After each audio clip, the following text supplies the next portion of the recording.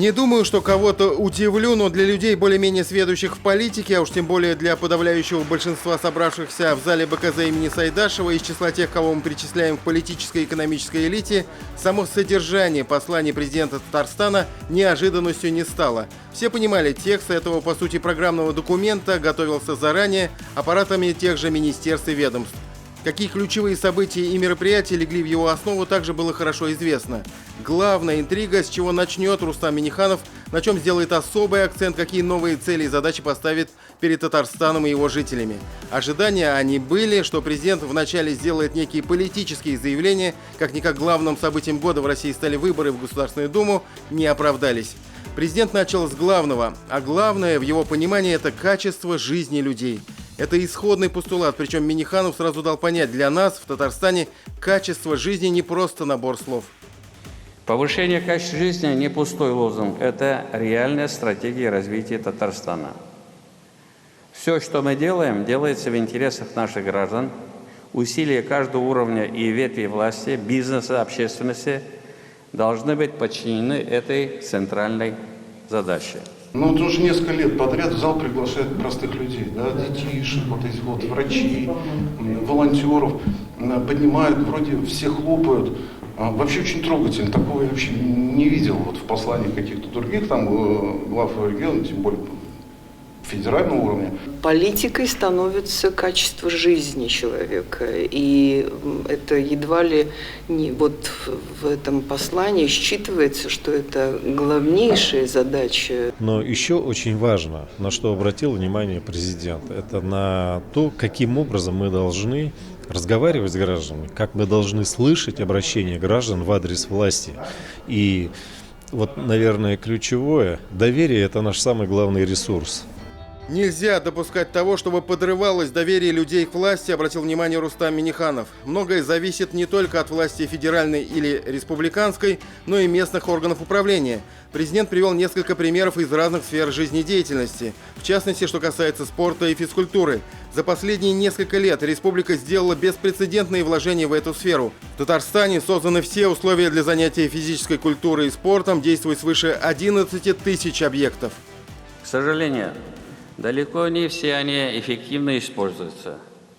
В ряде районов, где обеспеченность населения спортивный объект свыше 100%, доля занимающихся физической культурой и спортом ниже среднереспубликанских значений. Это Верхнеуслонский, Ютазинский, Актанышский, Новошишменский, Тюлящинский, Тетюшский, Шеремшанский, Камско-Устинский и Бавлинские районы. Наша задача – привлекать на спортивные объекты как можно больше граждан, ну и прежде всего детей. Президент обращает внимание на крайне важный аспект – на эффективность использования построенной инфраструктуры и выделенных ресурсов. Новые школы, детские сады, больницы и поликлиники появляются по республиканским и федеральным программам. А всегда ли есть там кому работать? Рустам Минниханов сам отвечает на этот вопрос в своем послании. Еще одним вызовом в системе образования является нехватка кадров. Из 4000 молодых специалистов, которые ежегодно выпускаются, лишь треть идет работать в детские сады и школы.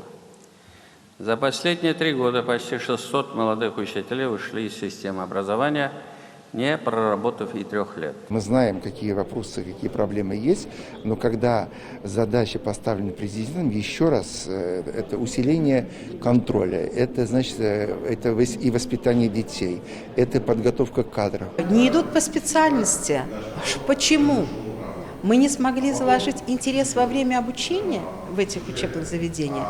И у человека, у студента, у будущего специалиста потерялся интерес к этим. Я думаю, что здесь необходим, конечно, глубокий анализ. Основой для решения масштабных задач в социальной сфере должна стать мощная экономика. Здесь Татарстан традиционно полагается на крупные бюджетообразующие компании, которые уже зарекомендовали себя в качестве российских лидеров в энергетике, нефтепереработке и нефтехимии. Рустам Минниханов поделился важными цифрами. В нефтепереработке мы выходим на знаковый показатель в 23 миллиона тонн перерабатываемой нефти внутри Татарстана с учетом комплекса Танека и Таиф-НК. Общие инвестиции в комплекс Танека компании Татнефть до конца года превысят внушительные 470 миллиардов рублей. В В нефтехимии президент ожидает прорыв. После объединения нефтехимических и энергетических активов групп «Таиф» и «Сибур» он становится еще более реальным. Рустам Минниханов перечислил только несколько проектов стратегической инвестиционной программы группы «Таиф» до 2035 года, которые уже находятся в стадии реализации. Это энергостанции ПГУТС в Нижнекамске на 495 мегаватт и в Казани на площадке рядом с Казаньоргсинтезом на 284 мегаватт, а также новый грандиозный олефиновый комплекс ЭП-600 ПАО «Нижнекамск нефтехим». Традиционно президент Республики Татарстан Рустам Нургалиевич Минниханов в послании Государственного совета Республики Татарстан поставил задачу именно улучшения качества и условий жизни граждан Республики Татарстан. Именно инвестиционная программа Нижнекамск нефтехима полностью эту задачу выполняет. После реализации первого этапа до 2025 года всех наших программ только с 2025 года дополнительно в консолидированный бюджет Республики Татарстан будет приходить 6 миллиардов рублей. Отмечая успехи нефтехимиков и нефтепереработчиков, Рустам Минниханов обращает внимание на проблемы в других областях. Сегодня до 70% экспорта в республике приходится на отрасли, связанные с нефтью и нефтехимией. В то же время есть предприятия с миллиардной выручкой и с нулевым экспортом, констатировал президент. И это одно из наших упущений. Главное, прозвучал международный аспект. Укреплять связи, налаживать, особенно после ковида. Вот это сильный момент, использовать наши площадки по всем направлениям. Что касается такой традиционной сильной стороны татарстанской экономики, как инфраструктура, поддержки бизнеса, промышленные парки, Рустам Минниханов с удовлетворением констатировал, что более 10% промышленной продукции формируется сегодня резидентами особых экономических зон. И они эффективны, особые зоны Алабуга, Иннополис, промышленные парки Мастер и Химград. Однако промпаркам в муниципальных районах нужно явно подтянуться. Мы ждем соответствующей отдачи от муниципальных промплощадок. Несмотря на выделенные государственные средства, в ряде районов они работают пока неэффективно. Это Новошишминский, Буинский, Ахтанышский, Мамадышский районы. И что очень ценно, были высказаны и некоторые критические слова. В основном в адрес отдельных муниципальных образований. Это касалось и ТАСЭРов, и промышленных площадок, и некоторых неуспешных, скажем так, действий в сфере сельского хозяйства. То есть не почием на лаврах, не отдыхаем, работаем. Посыл именно такой. Успехи в экономике и в социальной сфере напрямую будут зависеть от того, как быстро мы справимся с последствиями пандемии. Здесь все не так оптимистично, как нам хотелось бы. Ковид никуда не ушел, а по темпам вакцинации мы все еще отстаем, отметил президент и привел статистику. К сожалению, пандемия не закончилась. Вирус остается прямой угрозой. В этих условиях ключевую роль играет коллективный иммунитет, который формирует вакцинация. Это единственный способ борьбы с пандемией. За ответственный подход к делу хочу отметить медицинских работников глав Актанышского, Новошишминского и Тызинского районов, где привито более 60% взрослого населения. Самые низкие показатели вакцинации в Буинском, Пестрищинском, Купринском районах.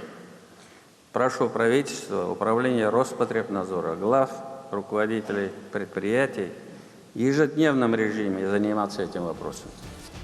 Конечно, не только критика звучала в этот день из уст Рустама Минниханова, было много позитивных, я бы даже сказал, эмоциональных моментов в его выступлении. Президент заверил, что Татарстан продолжит реализацию всех важнейших республиканских программ, в том числе хорошо зарекомендовавшую программу «Наш двор». Из новшеств в Казани появится Всероссийский центр технологий WorldSkills, а еще в Татарстане будет учреждена новая государственная награда. Своим недавним указом президент Российской Федерации Владимир Путин учредил День отцов, что было очень позитивно воспринято людьми, особенно отцами.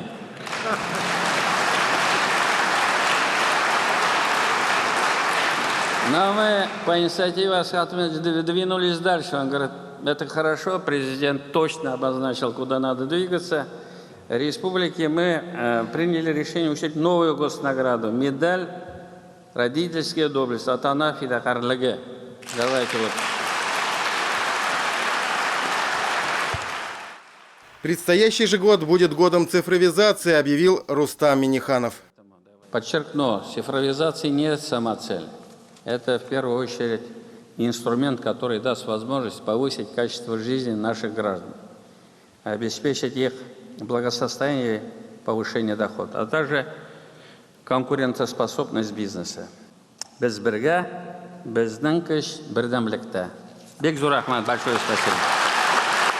Тимур Бекмурдин и Роман Безменов. 7 дней.